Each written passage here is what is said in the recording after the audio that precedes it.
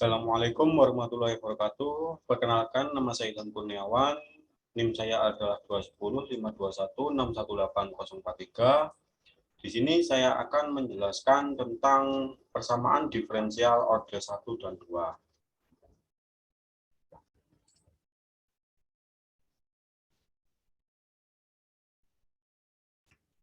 Dan untuk yang pertama ialah pengertian dari diferensial itu sendiri adalah suatu persamaan hubungan antara variabel bebas misal X, variabel terikat misal Y, dan satu lebih koefisien diferensial antara keduanya, yaitu dy per dx.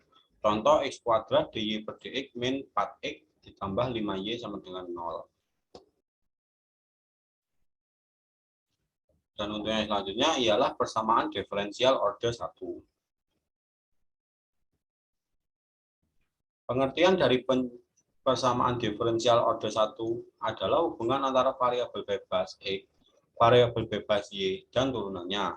Dan untuk bentuk umumnya tersendiri ialah f dalam kurung x, y dy per dx, d kuadrat y per dx pangkat 3 titik t sama dengan 0.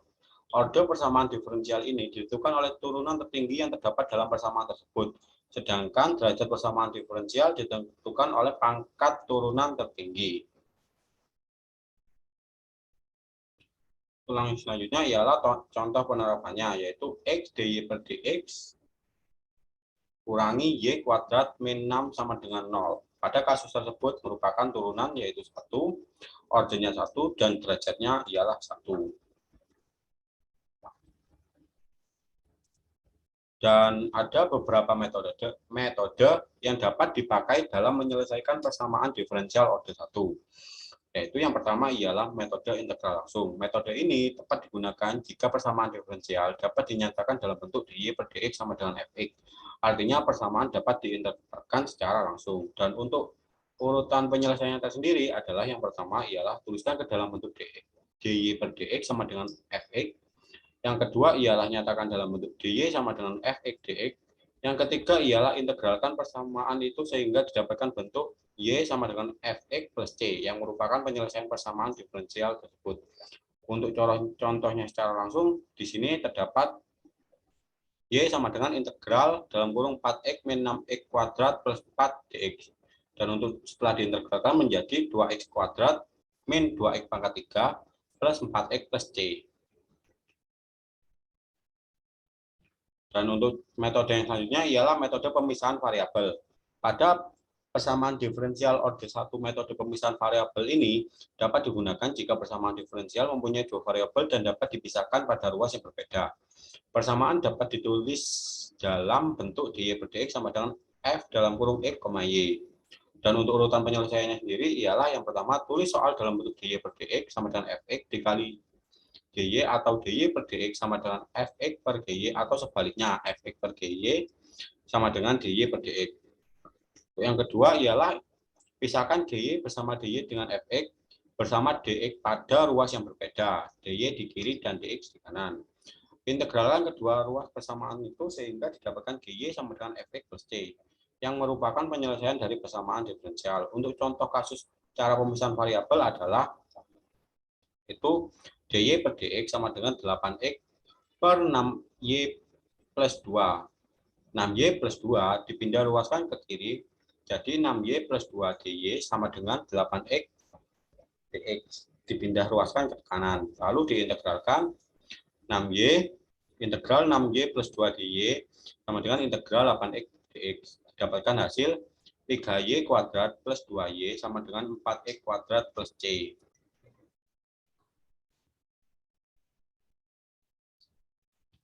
Dan untuk metode yang selanjutnya ialah metode substitusi. Metode ini biasanya digunakan jika persamaan diferensial mempunyai dua variabel tetapi tidak dapat dipisah secara langsung pada ruas yang berbeda. Persamaan dapat ditulis dalam bentuk dy per dx sama dengan fx, y.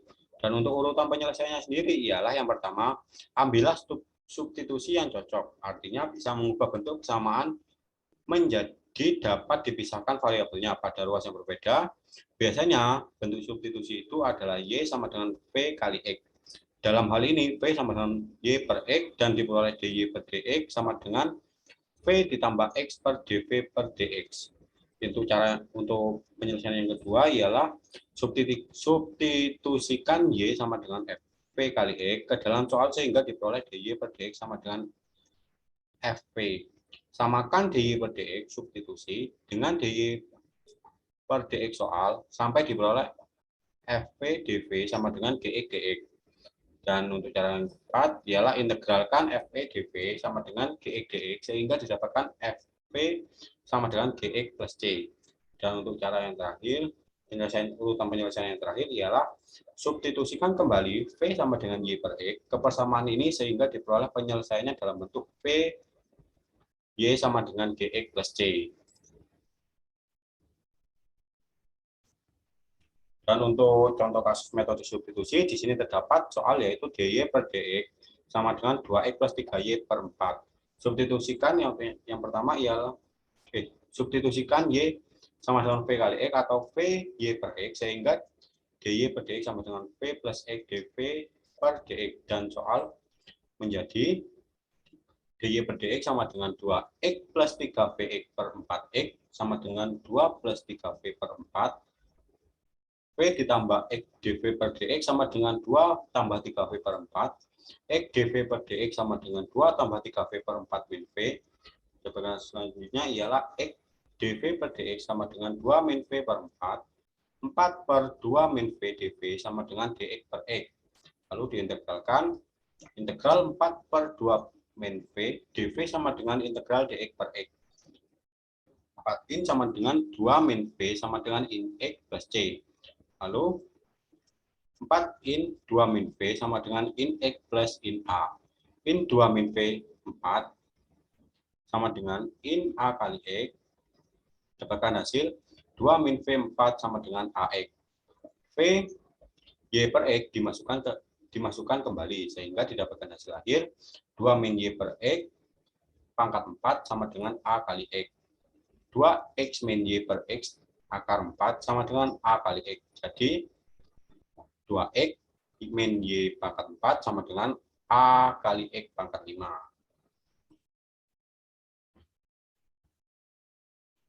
Untuk yang selanjutnya ialah persamaan diferensial order 2. Bentuk persamaan diferensial order 2 atau bentuk umumnya yaitu F dalam kurung X, Y aksen, Y double aksen. Tutup kurung sama dengan 0. Dengan Y aksen sama dengan DY per DX dan Y double aksen sama dengan D kuadrat Y per DX kuadrat. Jika F dalam kurung X, Y aksen, Y double aksen linear dalam Y, Y aksen, Y double aksen, maka persamaan diferensial F dalam kurung X, Y aksen, Y double aksen sama dengan 0. Disebut persamaan diferensial linear order 2. Sehingga dapat dituliskan A kali X Y aksen plus ditambah B X Y aksen ditambah C X Y aksen sama dengan GX. Dan untuk bentuk persamaan diferensial order 2 apabila Fx sama dengan 0 maka disebut persamaan diferensial order 2 homogen. Untuk persamaan diferensial order 2 homogen yaitu Y aksen tambah AY ditambah BY sama dengan 0. Untuk solusi umumnya ialah Y sama dengan C1 Y1 ditambah C1 Y2. Misalkan Y sama dengan E pangkat Fx. Maka persamaan diferensial order 2 menjadi R pangkat 2 ditambah R ditambah B sama dengan 0. Sehingga persamaan di atas berbentuk persamaan kuadrat. Jadi kemungkinan akarnya ada 3, yaitu yang pertama akar berbeda, yang kedua ada akar kembar, yang ketiga adalah akar kompleks konjugate. Untuk akar berbeda memiliki solusi berbasis Y1 sama dengan ER1X dan Y2 sama dengan ER kuadrat X dan memiliki solusi umum Y sama dengan 1E R1X ditambah C2E R2X. Dan untuk akar kembar sendiri memiliki solusi basis Y1 sama dengan E pangkat Rx dan Y2 sama dengan XE pangkat Rx dan memiliki solusi umum Y sama dengan C1E Rx ditambah C2XE Rx. Dan untuk akar kompleks konjugate memiliki solusi basis Y1 sama dengan EUX cos WX dan Y2 sama dengan XE pangkat RX sin WX mempunyai solusi umum Y sama dengan EUX dalam kurung C1 cos WX ditambah C2 sin WX. Dan untuk contoh kasusnya sendiri ialah tentukan solusi dari Y double aksen min Y aksen ditambah 6Y sama dengan 0. Untuk penyelesaiannya ialah yang pertama persamaan karakteristiknya dengan R kuadrat min 5R ditambah 6 sama dengan 0. R min 2, R min 3 sama dengan 0. Sehingga diperoleh akar-akar real yang berbeda yaitu R1 sama dengan 3, R2 sama dengan 5. Jadi solusi homogennya ialah Y sama dengan C1E pangkat 3X tambah C2E pangkat 2X. Dan untuk persamaan diferensial order 2 yang tak homogen yaitu Y double aksen ditambah PX Y aksen ditambah GX Y sama dengan RX, R tidak sama dengan 0.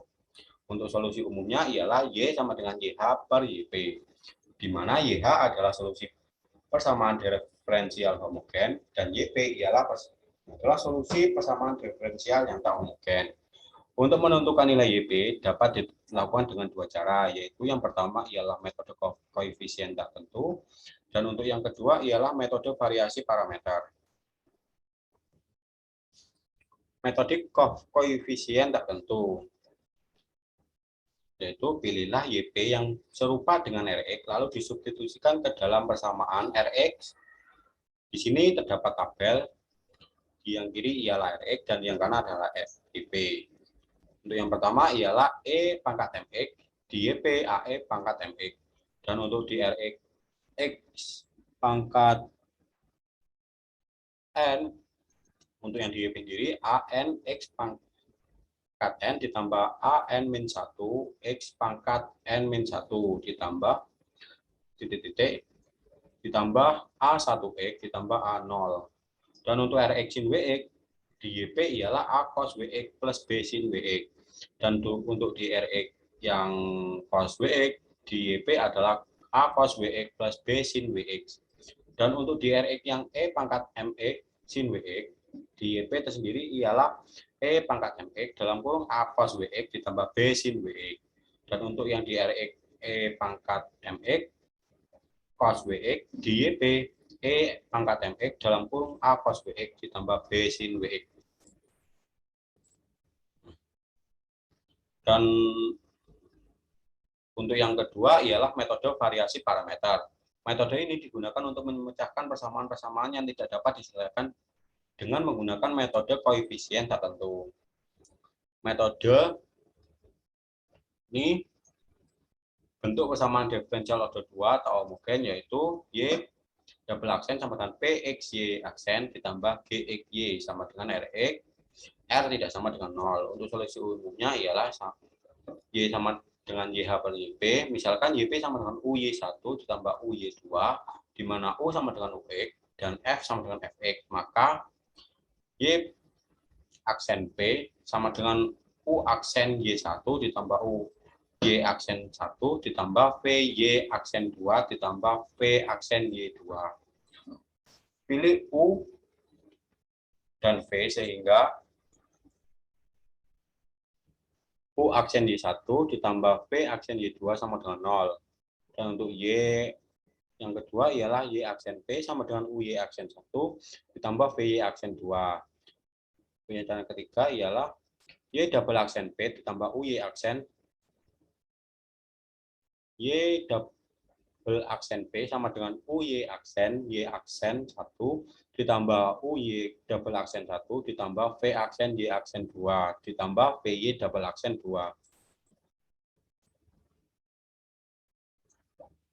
Dan untuk cara yang keempat ialah substitusikan persamaan 1, 2, dan 3 ke persamaan awal sehingga didapatkan hasil Y double aksen ditambah PX Y aksen ditambah GX Y sama dengan RX.